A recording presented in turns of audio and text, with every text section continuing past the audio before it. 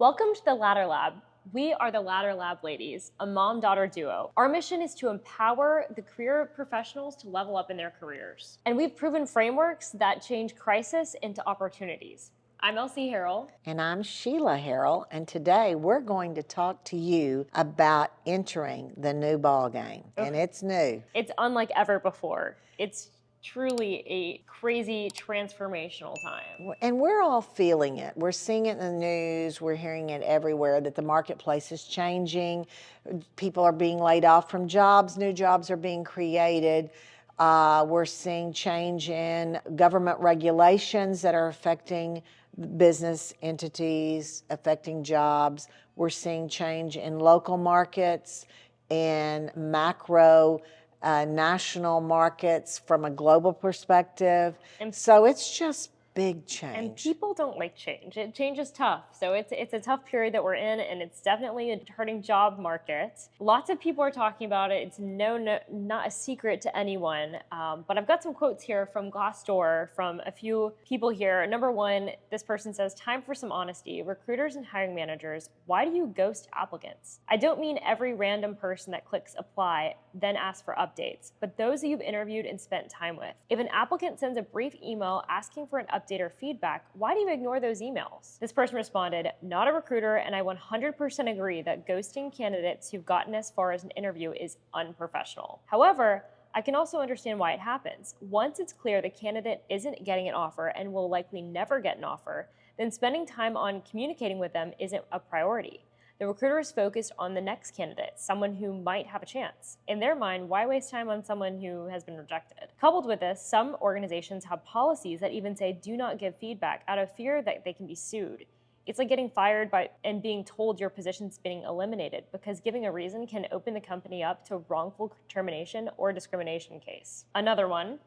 This person says, "Anyone else struggling to find a job? I've applied to maybe 200 jobs, both local and remote, between LinkedIn, Glassdoor, and Indeed. Only a few companies reached out to me, and the ones that did were rated as being pyramid schemes and hostile management. What can I do?" This person responded, "We're all struggling. I got laid off January 3rd, applied to hundreds of jobs and only one interview because I knew someone at the company. Even then, it's so competitive, I didn't even get a second interview. Messaging people on LinkedIn has been useless. Everyone ghosts.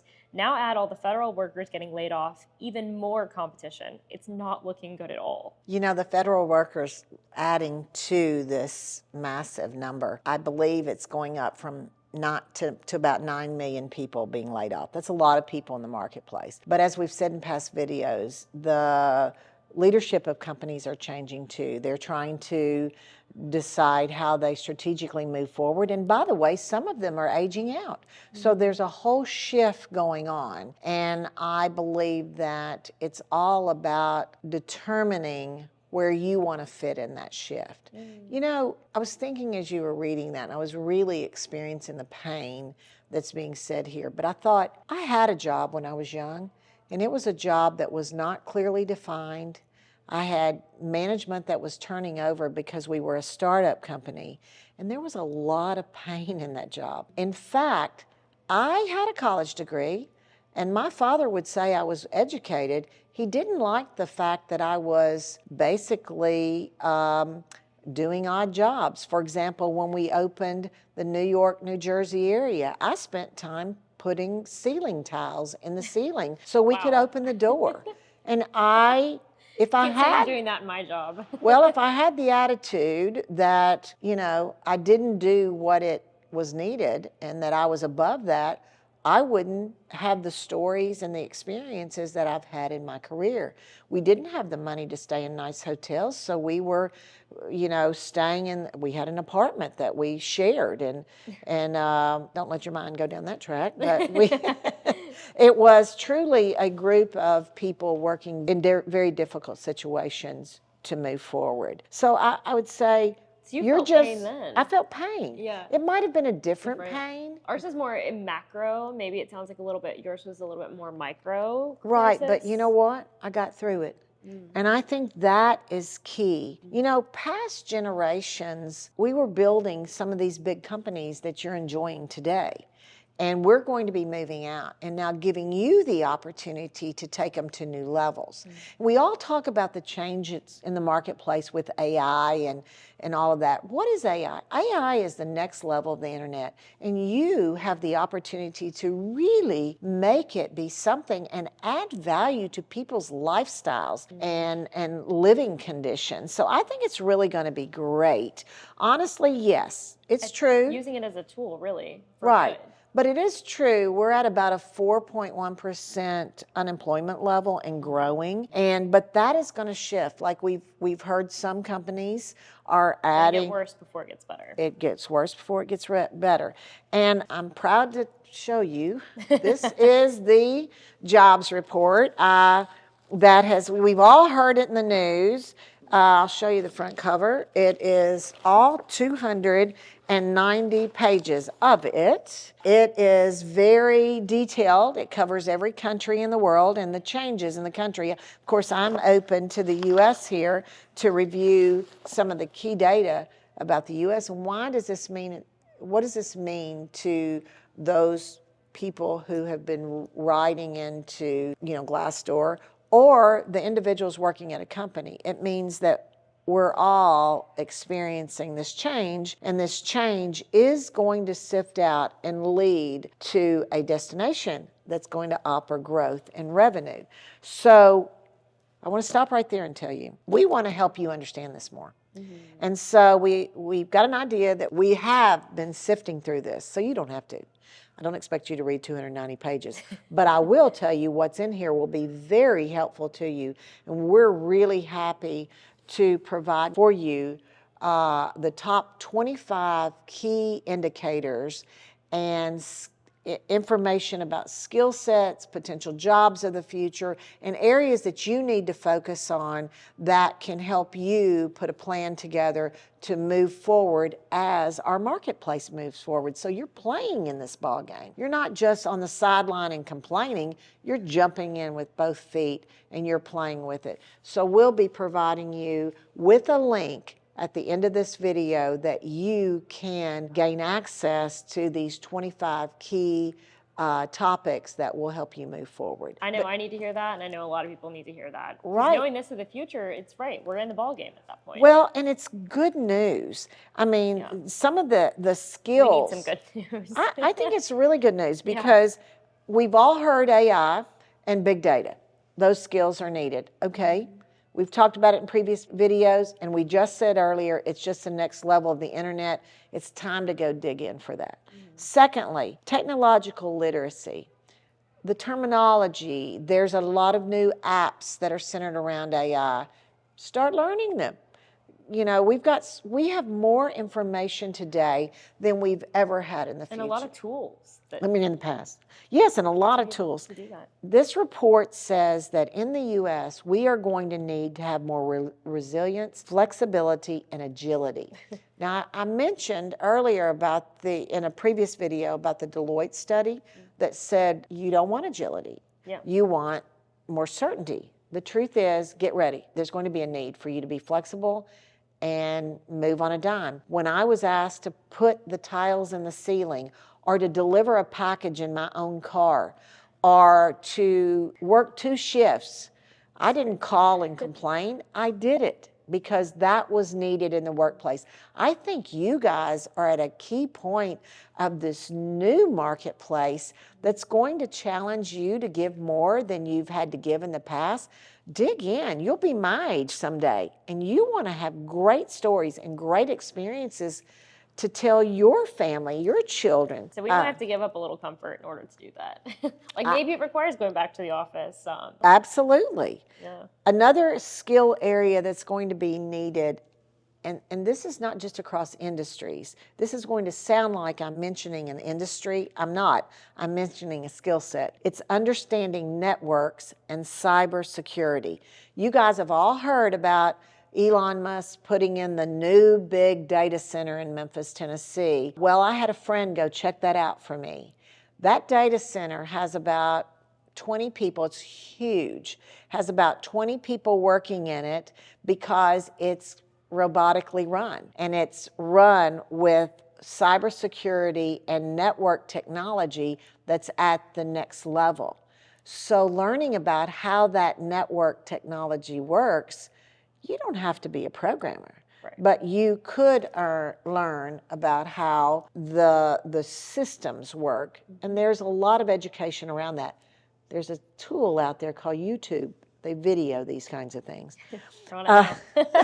Right. The fifth skill needed is creative thinking.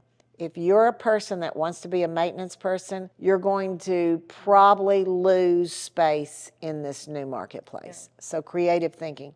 Number 6 is curiosity and long life learning. Lifelong learning. Meaning, if you think you've gotten that education, that degree, it's not over. You might as well dig in and say, I've got to keep learning, keep reading, keep growing. Keep listening to podcasts, even on your way to work. The more information you know, knowledge is power. Number 7, we've heard complaints about management. Yeah. About, and probably behind these glass door situations, there's some management saying, don't answer, let's figure out our job situation. We've heard that. Well, guess what? A lot of these managers are going to be moving out. So leadership and social influence is going to be big.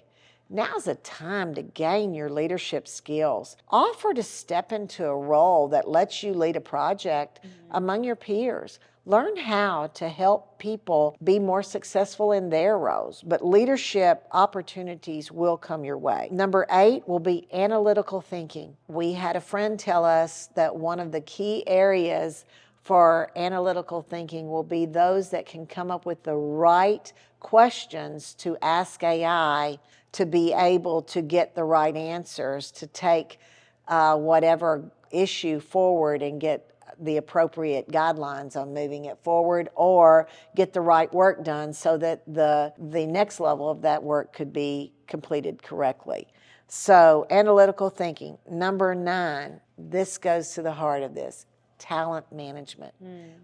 I've been telling you in the past 3 videos that management within companies is struggling to figure out what kinds of people they need and what types of jobs because of all of these changes. But they're going to figure it out over time, and we want to be ready for that. Well, so when our listeners here, or viewers, are going to be ready to step in whenever they do figure it out. They're going to have the skill sets. They're going to have these things that you're describing here. But don't you find it interesting that the pain you're hearing, that is number 9, number 9 on the skills list of what is needed in the U.S.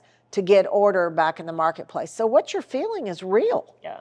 And it's going to continue until it's sorted out. The 10th one is environmental stewardship. Some say that, the Green New World is dead and all that. Well, the truth is there are a lot of us living in this world. So we're going to need to be environmentally conscious of our world, and as new buildings are built and, some technology, we have aging technology, what do we do with the old technology? There will be roles for people to help us figure all of that out. So when you look at those, you would probably say to yourself, gee, I wouldn't have listed those as all skills needed.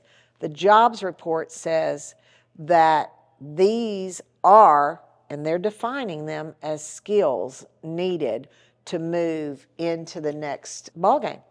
So I think that's interesting because you're right. Typically, we've thought of skills as something softer. These are some pretty hard things with tangible requirements. Yeah, soft skills will still be needed, but Well, and there's some soft skills in here, right. Technological literacy, creative thinking, flexibility. Yep. But there's also some very tangible things that can be gained. And some of those are emotional skills. So you just got to get a hold of yourself, determine, again, am I going to play in this ball game or am I not? But it's easy to sit on the sidelines, but to be ahead of the game, be ready for the ball game that's coming, that's a fastball that's approaching you. I think this is going to be helpful information to do that. Right. And so I don't want it to be overwhelming to you. As we said, we wanted to introduce this new ball game to you, and we want to keep this conversation going. But please click on the link below and definitely sign up to get the top 25 indices that will show you where the future is going. And by the way, what is the future? As I told you, this report is published here in 2025, and it is expected for an outcome to be in 2030. That's only 5 years away. So let's get involved and let's play ball. Thanks for joining the discussion today. If you liked this video, if you found it helpful, please give it a thumbs up. That helps us know that you like this type of content. Leave a comment below and subscribe. And don't forget to click on the link to get the top 25 points that are in the jobs report that will help you move forward. We'll see you in our next video.